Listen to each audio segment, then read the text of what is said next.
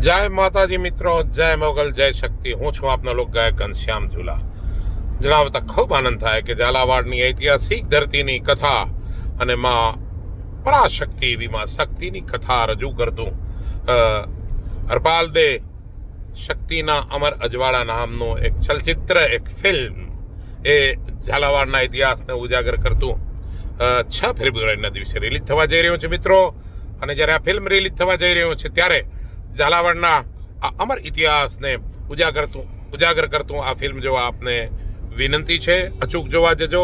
એ sir Jadeja film cinema Dhrangadhra અને Shiv cinema હળવદમાં રજૂ થવા જઈ રહ્યું છે મિત્રો 6 ફેબ્રુઆરીના દિવસે.